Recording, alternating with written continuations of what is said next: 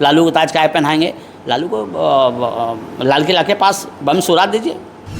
अब अपना काम करिए, अपना काम गिनवाइए, अब फिर मोदी जी का काम गिनवाइए। हमारे विश्व 30 दिन में आपने क्या किया? विश्व गुरु मोदी जी को क्यों बदनाम कर रहे हैं आप लोग? अभी से आप तो आप रिजाइन मार दीजिए। हम तो यही कहेंगे कि आप रिजाइन मार दीजिए। वो जो मत्स्य मंत्री हैं, यदि वो चाहें तो हमारे इंडिया को फर्स्ट एक्सपोर्टर बना सकते हैं।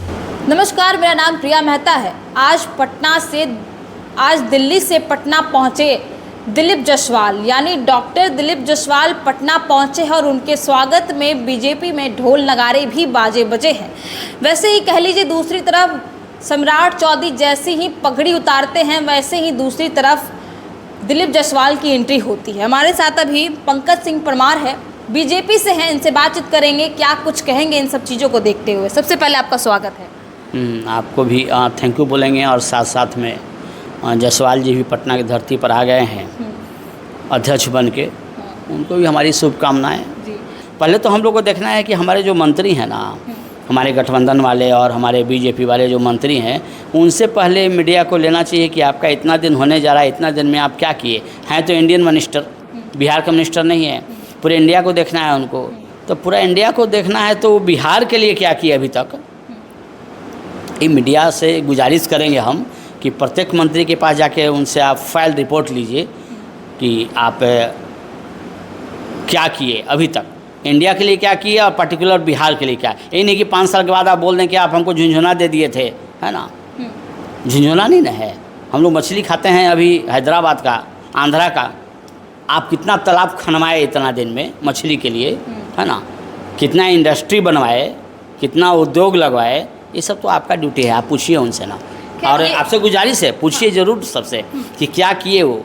मंत्रालय लेके मंत्रालय से संबंधित उन्होंने क्या कार्य किया। यदि नहीं कार्य किया अभी तक, यदि अभी तक बिहार में एक भी तालाब का खनन नहीं हुआ है, चाहे सरकारी हो या प्राइवेट हो, तो हम समझते हैं कि इस्तीफा दे दें तो ज़्यादा अच्छा रहेगा। या बीजेपी के हों या अभी उन्होंने पदभार अपना ग्रहण भी नहीं किया। 30 दिन हो गया। अरे आप ग्रहण की बात कर रहे हैं।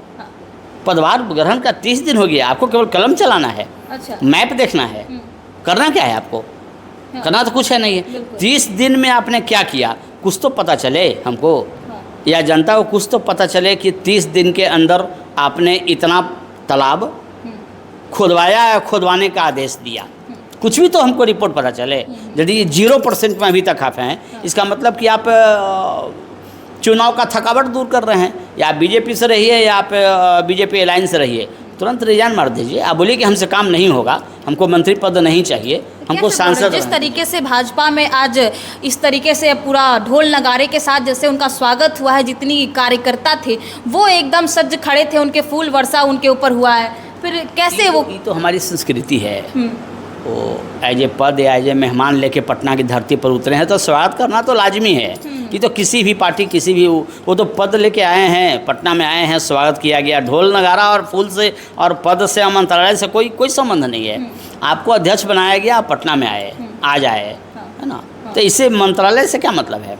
जिसको मंत्रालय पहले मिल चुका, जो ओथिंग ले चुके, उन्होंने क्या काम किया अभी तक?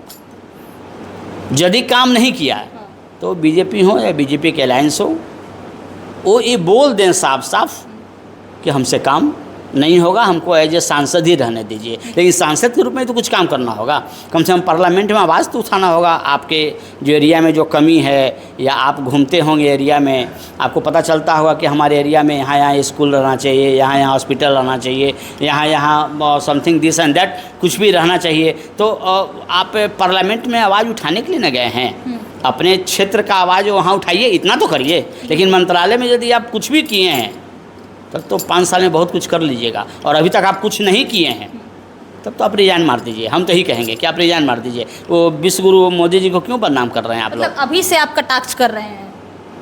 कटाक्ष हम नहीं कर रहे हैं। अरे हम तो और प्रमोट कर रहे हैं कि यदि आपको मंत्रालय पद हमारे विश्व गुरु मोदी जी ने दिया है, तो कम से कम उनका उम्र का लिहाज करके, इलेक्शन में जो उनको उतना दौड़वाते हैं आप लोग कैंपेन करते हैं तो केवल उन्हीं का काम गिनवाते हैं।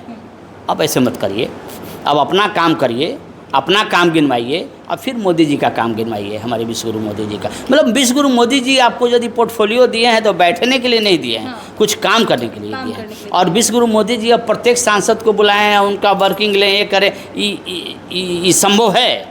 ये संभव नहीं है, ये संभव नहीं है। अब सांसद को जिनको मंत्रालय पद मिला है उनको खुद चाहिए कि अब हम काम करें। अब तालाब वाली बात हम तो सिंपल बात बता रहे हैं, जिनको भी तालाब मंत्रालय मिला है तो बिहार में कम से कम जो सरकारी तालाब जो जिन पर लोगों का अधिग्रहण हो गया या तो तालाब ऐसे ही है ना, पानी का लेयर नीचे भागा जा रहा है, कम से कम उस नाते तो कम से कम पूरा इंडिया में आप क्या करिएगा, हम नहीं जानते आपका क्या प्लानिंग है, क्योंकि आप मंत्री तो पूरे इंडिया के हैं, कैबिनेट मिनिस्टर आप हैं, तो पूरे इंडिया में कितना तालाब खनवाइएगा, पानी का क्या व्यवस्था करवाइएगा, कितना मत्स्य पालन विभाग मिला है आपको, बहुत इंपॉर्टेंट विभाग है मत्स्य पालन, है ना। आपको तो ऐसा 5 साल में कर देना चाहिए था कि हमारा जो एक्सपोर्ट हो ना मत्स्य का, पूरे वर्ल्ड में 1 नंबर हो जाए इंडिया। सर इसी पे एक सवाल है, 2025 में क्या कुछ नया देखने को मिलेगा? जब से डॉक्टर दिलीप जायसवाल आए हैं तो 2025 में नया क्या देखने को मिलेगा? आप हमेशा पॉलिटिक्स की ओर ले जा रही हैं, हमेशा आप हमको पॉलिटिक्स की ओर खींच रही हैं और मैं हमेशा प्रैक्टिकल की ओर रहना चाह रहा हूँ। हम हमेशा प्रैक्टिकल बात करना चाह रहे हैं, आप हमको पॉलिटिक्स की ओर घसीट रहे हैं कि दिनेश जायसवाल या कोई जायसवाल आए तो क्या होगा 25 में। हम आपको प्रैक्टिकल बात बता रहा हूँ जो हिंदुत्व राष्ट्र के लिए होना चाहिए या हिंदुस्तान। अभी हम बात करने जा रहे थे कि जिनको मत्स्य पालन मिला, जिनको मत्स्य विभाग मिला, ऐसा क्यों नहीं हो सकता कि 2025 तक हमारा भारत